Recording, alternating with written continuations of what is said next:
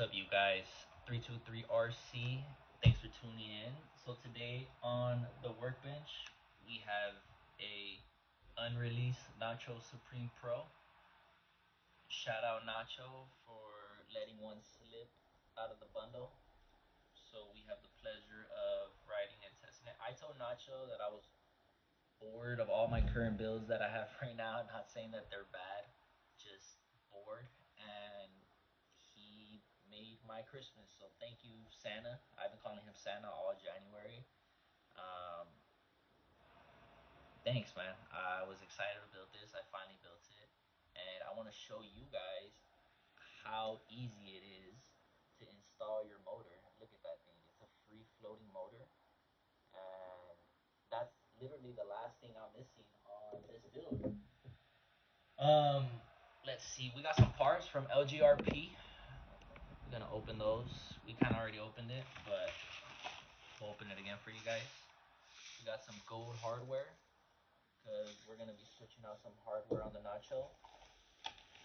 We have some hexes, so we'll get into that. Why we ordered some extra hexes. We have the motor. This is my favorite motor from LGRP. It is their 2-in-1. I like the black version. If they don't have it available, I'll opt out to the red one, but I love the black. And then axle to make my Robski Trail Rat rear steer. So right now this is one of my favorite funnest rigs because it's just fun to have and it's different and it's nothing like my other competitive comp rigs. I'm running no shocks, if you can tell. He's going full commando on this build, but yeah, it's currently one of my favorite ones right now, and that's why I ordered this front axle because I'm gonna be running that on my rear. And this is gonna be the first build that I do that has a rear steer, which I'm excited for because I've tried rear steer and I wasn't the best at it. I'll be honest with that. But I think that is what this was missing for its full potential. But that will be later on into the video or another video. We'll see how long this one is. Because today we're going to be covering the Nacho Supreme Pro. So let's get into that, guys. So these hexes. Why did I order these hexes? Because if you are familiar with the Mias axles, their hexes are really thick, and it's not my preference for my style of riding. So I think that's gonna be the first thing we'll change out. What else can I tell you about this rig? This rig was super easy and fun to build. It was hassle free. The only thing that was a hassle for me was my own fault, and it's because I ordered these links prematurely without the rod ends, and that was a mistake. I should have just been patient and let RC Steve, shout out RC Steve, he makes the links for these chassis and a bunch of other chassis. So get at him if you need some links. But yeah, I installed these links thinking it was gonna be easy, and it was probably the hardest thing I had to do. I don't know how Steve does it, so shout out Steve for putting out some quality stuff. But that's besides the point. This build is amazing, you guys. The only thing I had to do was change my rear exit wire to the very back. So I know some of them come on the side, but this one I had to change it to the rear because of how close it is to the chassis. And if you want full articulation without any interruptions or hiccups, I would recommend you doing that, or just get a servo that already comes with a rear exit wire. But yeah, let's remove these hexes, get them set up real quick.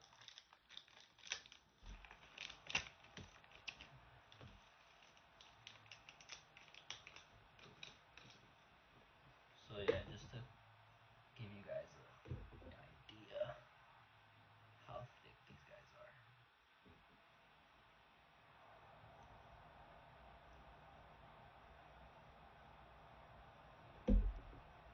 Oh wait, so this is the LGRP, I believe 3mm hex, and this is the stock. That one just fell. I'll pick it up later. The one that you saw that just fell was this thicker one, and it is like almost twice as thick. But yeah, that's why we're gonna be switching them out. Just because the preference I like to ride in is narrow. The more narrow, I think you have more benefit. So yeah, slap these guys on.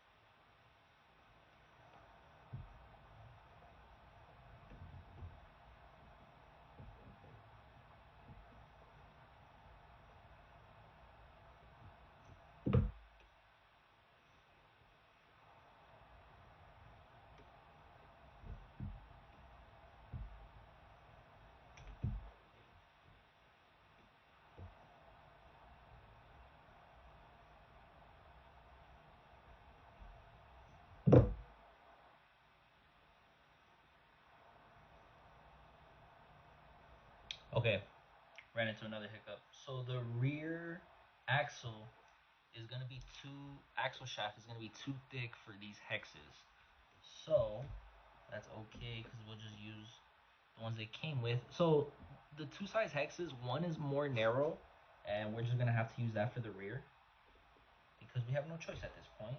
And beggars can be choosers, so hey, why not, right?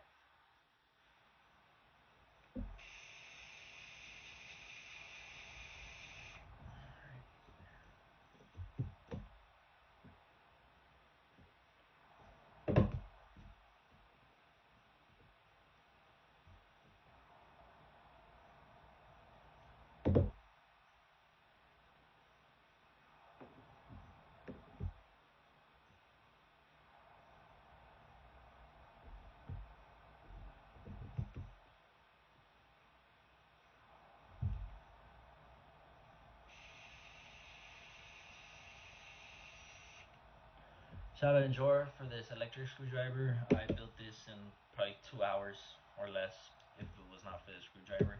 The only thing I do not recommend using this screwdriver for is this skid, specific Nacho Supreme Pro. I'm not sure how its version 1 is. I don't have one.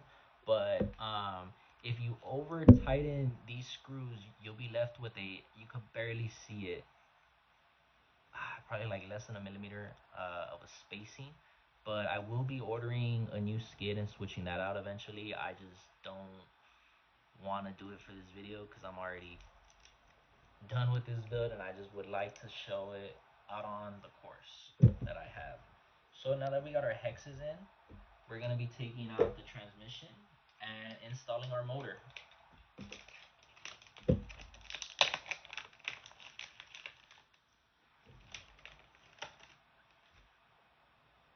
Got the nice Fury Tech LGRP motor.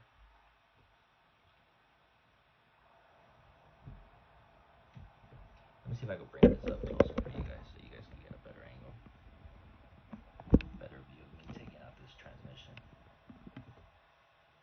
Look how easy it is, guys. Just 4 screws, and you don't need to take out any sliders. You don't need to take out a skid. I thought that was really cool on this build, given the fact that most of my builds and every single one that I've had to dealt with, the motor and trans were on the skid. So seeing something different is very nice.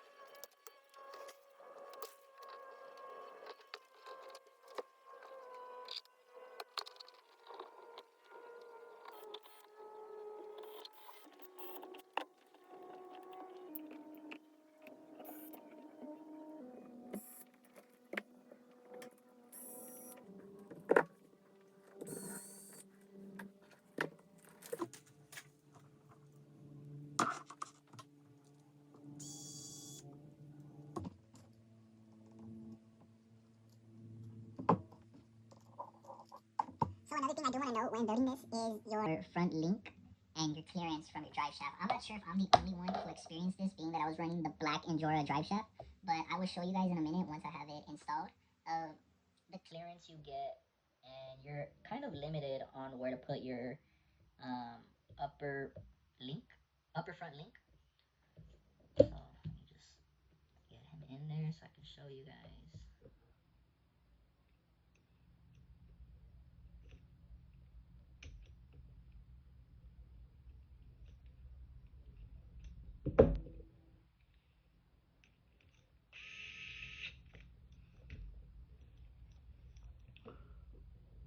Okay, so that link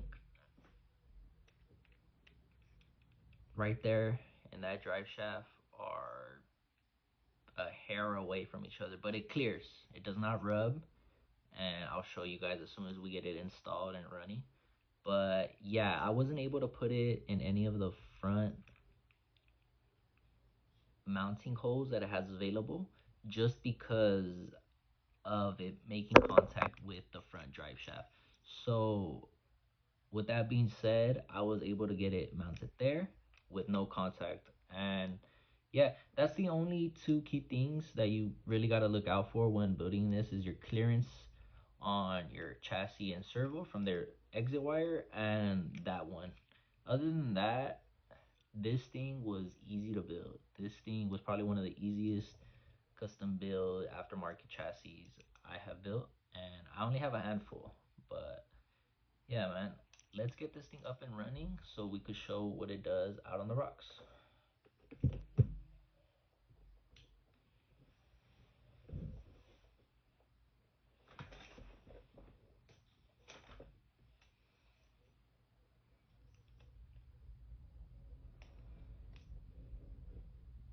So powering this up, we have a Hyper ESC, and we're gonna stamp some glue dots on it.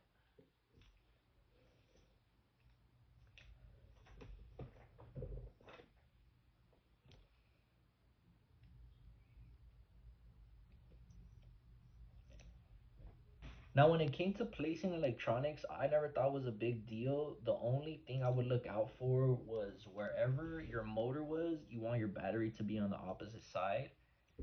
I guess you always want your battery to be on the left hand side, is what a good friend of mine said, and he always wins competitions. His name is 1904 Micro. He goes by Nate. But yeah, when he told me that, I didn't know whether to believe him. I'm still skeptical to this day, but hey, for this build, we're gonna try the battery on the left hand side, and we're gonna hope it does good.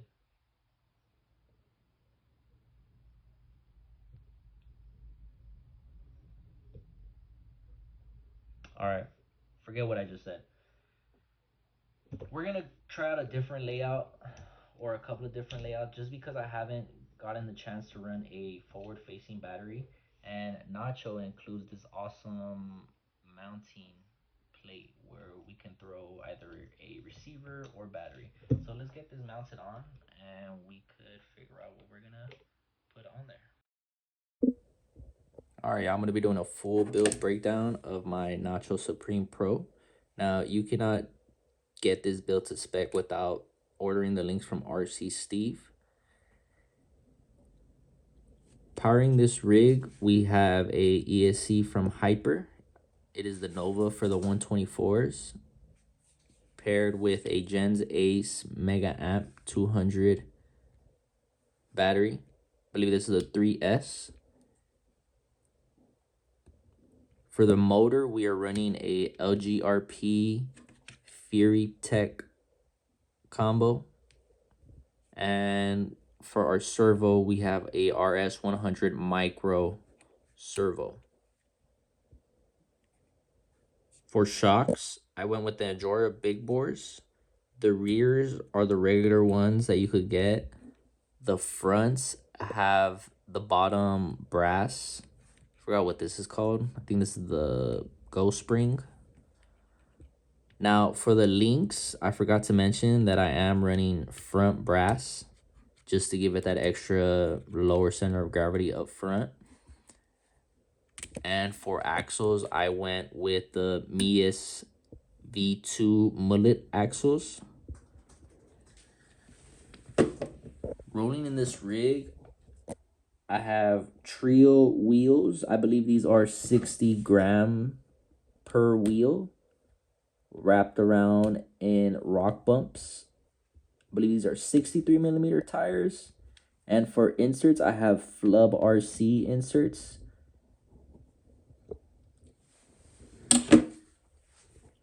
Drive shafts, we have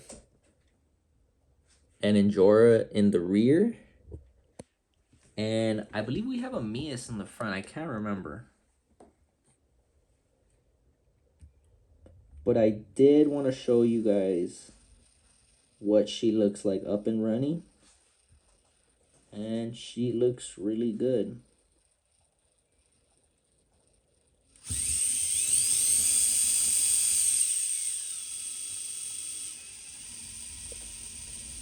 You can see the overdrive in the front because of the wheel pattern. That looks nice. All right, so we're gonna be going outside and we're gonna be hitting some lines that we're usually familiar with my comp rig.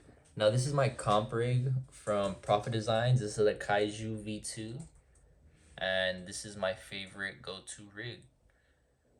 So we're gonna be hitting some similar lines that she's able to do, no problem. And we're gonna see if this bad boy can keep up. We don't have a body on yet, but I just want to show you guys what she could potentially look like with a body.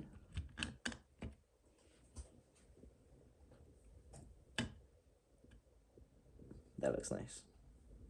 Yeah, we're eventually gonna get a body on there soon, probably a Lexan. This is a K5 Blazer from Hunter RC.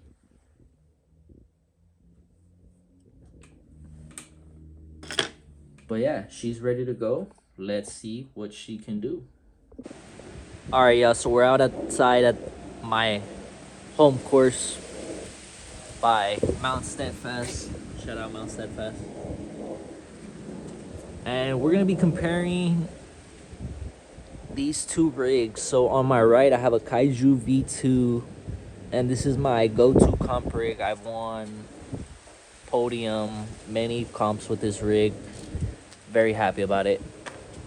Now, I just want to compare the two layouts and show why I'm gonna be comparing the two. Is because the motor and battery are very similar but opposite. So the Nacho, I'm running my battery forward, but my motor sits way lower than it does on my Kaiju.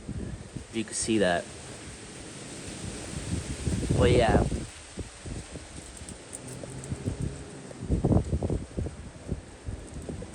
So we're gonna be testing it on this line. This line is probably the hardest one on the course, and it took me a while to hit it with my Kaiju when I had the rock bumps installed. So I tried the rock bumps on this rig. I wasn't a big fan of it just because they do seem to appear a little bit bigger.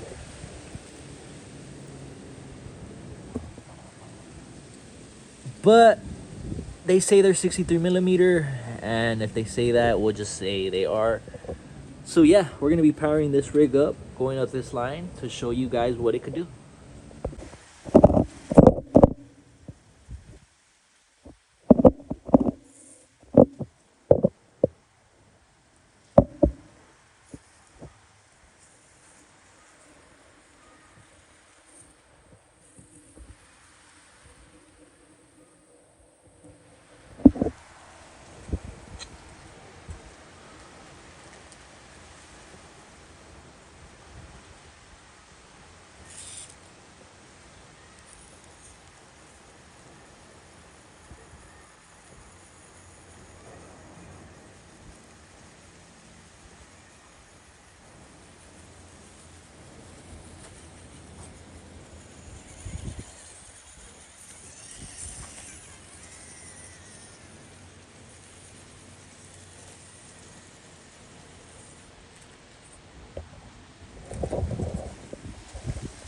Okay.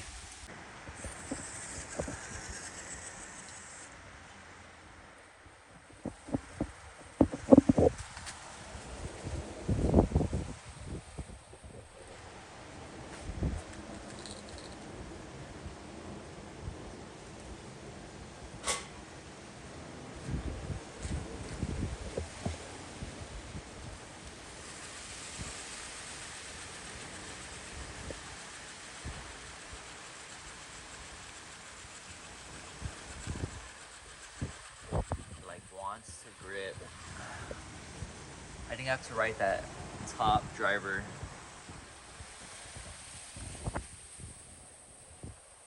It is super cold, keep in mind, so I'm making that an excuse. You can probably hear the wind. Oh, there it is. All right.